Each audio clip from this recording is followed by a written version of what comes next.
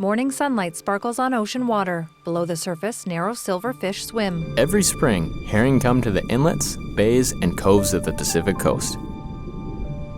They come here in huge schools to reproduce or spawn. And for generations, my people have harvested herring eggs in a sustainable way. But now, things are changing. The stocks have been declining quite a bit. Kelly Brown. In the old days, there's well over 100,000 tons in each area. Right now, for the Central Coast, this year was about 18,500 tons, which is very low. One reason is that this little fish has become big business, maybe too big. Industrial sac-roe boats catch herring by the millions. Eggs, also called roe, are taken from the bellies, the sacs, of females. The fish are killed in the process. Too many fish. In 2015, we closed the DFO office on Denny Island to make a point that there's too much herring to be taken out of the water, and the herring stocks were too low. Herring flap on the deck of a fishing boat. Simply put, when it comes to Pacific herring, there may not be plenty more fish in the sea. It's one of our main staple foods that our people are dependent on every year. It's like our language, you know, it's like anything else we're dependent on here. Without those resources, we don't have a culture. It breaks the thread of who we are as a people. A line of buoys stretches across the mouth of a bay to a flat aluminum boat. So what if there was another method of harvesting roe?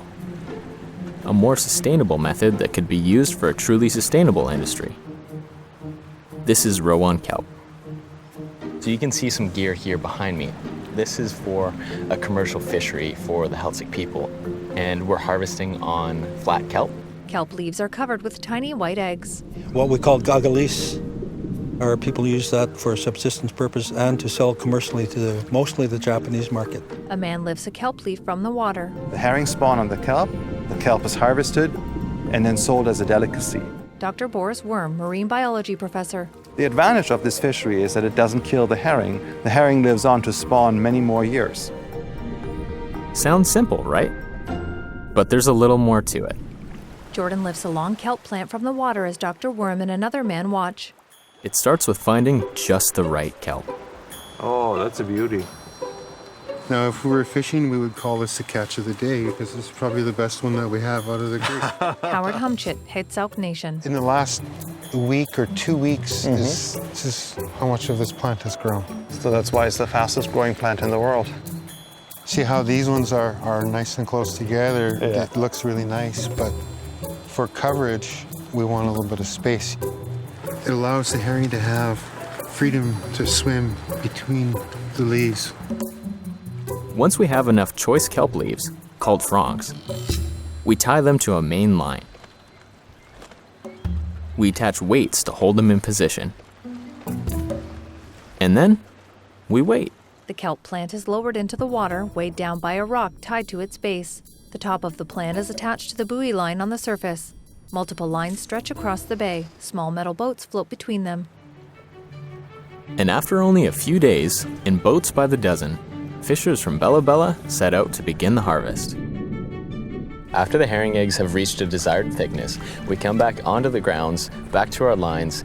We break apart all of the leaves, which have all the herring eggs on them, and we lay them into the fish totes, and we salt every layer so that one, they don't stick together, and two, it's a method of preservation. Harvesting herring eggs this way is a key business activity for us, bringing in jobs and income to our community. And everyone takes part. I grew up on the water harvesting. It's a huge part of my life.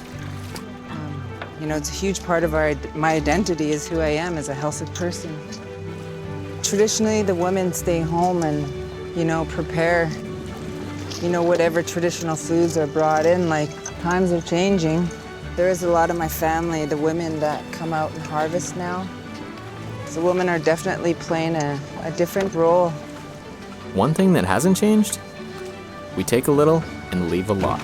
This is what we call trim. So this is additional weight that we're taking off of the product that we're bringing into the fish plant.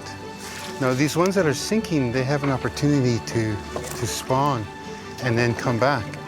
And if they spawn and come back, that's a little extra that we have for the next few years. Pieces of the fronds are sliced off and tossed back into the water. You know, we have always talked about this as the bank for our people. It's the ocean. That's where all the resources are. They don't have to go to the store and buy this. You know, their family members will go and harvest these resources in abundance and bring it back and share.